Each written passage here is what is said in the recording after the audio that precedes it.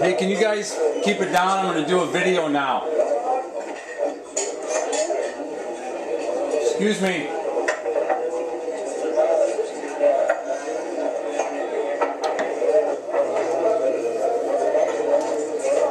Hey, I said shut the hell up! Gosh. Oh, that's better. By far, the two most frequently asked questions that I get about coffee on my channel are, number one, Yankee, what is your favorite coffee? And number two, what do you recommend for me? What's a coffee that you recommend for me that would really be good? And I think these questions are basically the same and they're being asked for the same reason. Both of these questions are really absolutely impossible to answer. If you're just starting out on this journey, if you're just taking your first steps into fine coffee, the first thing that you have to understand is everything that you have learned from TV commercials about coffee is a lie. Everything that you've learned about the shitty coffee marketing engine that media uses to push shitty coffee on you is a lie. You have to start there first.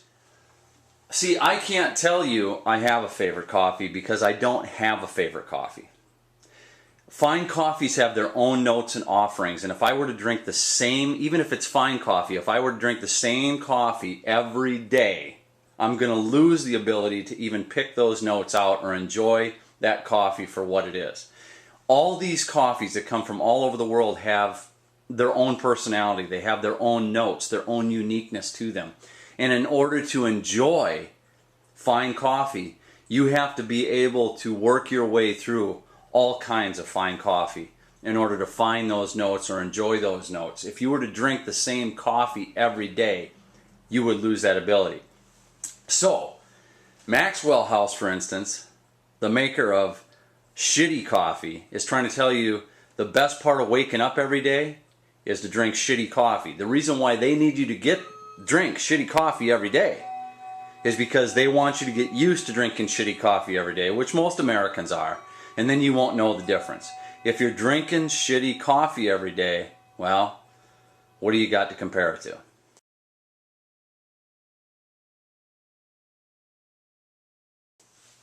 Now, all of the coffees that I carry, I can guarantee are going to be very fine, high quality offerings. But if you want a little help and a place to start, just start with Colombia. If you're so afraid that you're going to pick the wrong coffee to start with Colombia.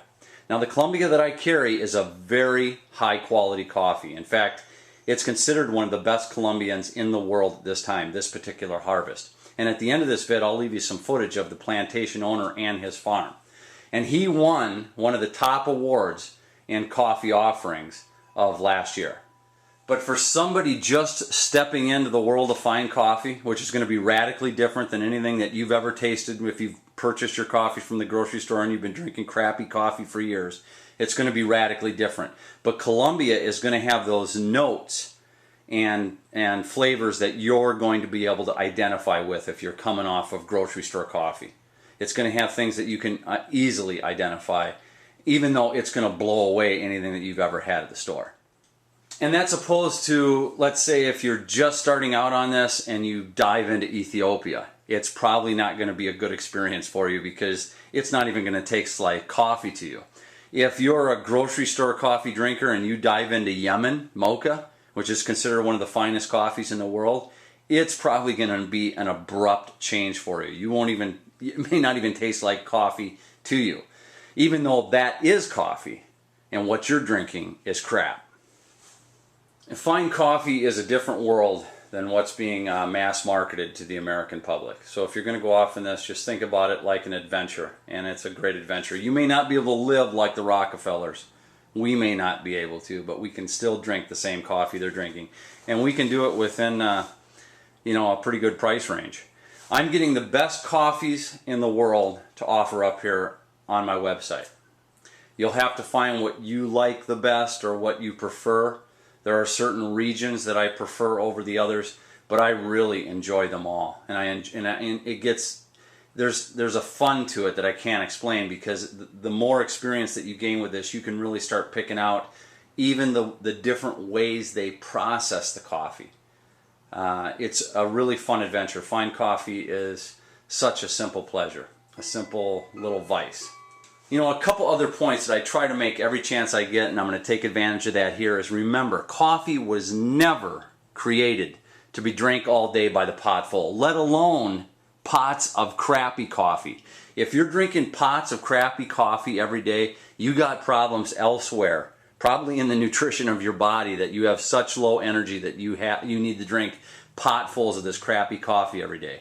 Coffee was not created for that. In fact, drinking fine coffee, you will find yourself using less coffee.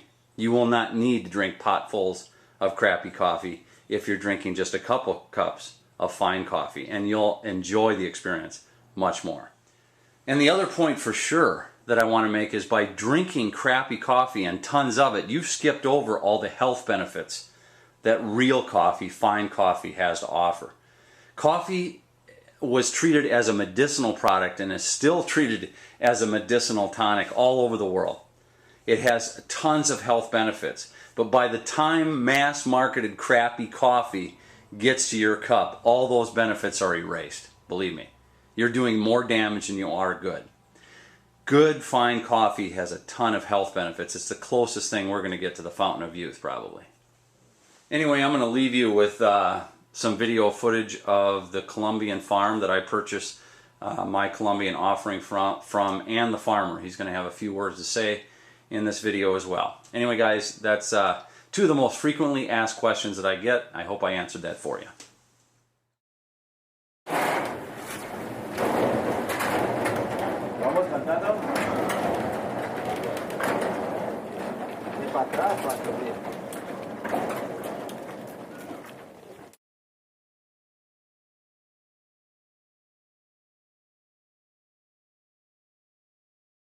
Ese toca sacárselo acá, en el beneficio. ¿Sí? No es perfecta con trabajadores es difícil, no es perfecta la recolección, perfecta no. ¿Y usted recoge también? Ah, claro, cuando hay que coger toca que recoger. ¿Cuando el ganó otras acciones lo recogió usted? No, eso lo recogieron los trabajadores y la familia, entre todos. Okay. Pero entonces no es perfecto, entonces hay que pulirla acá la pule uno y tiene mucho verde, o en fin. Entonces la pule uno ahí, listo. I asked Arnulfo to tell me the truth about how he won the prize of excellence. What was the secret? So he said that the secret was first, he thanked to God that gave him this opportunity.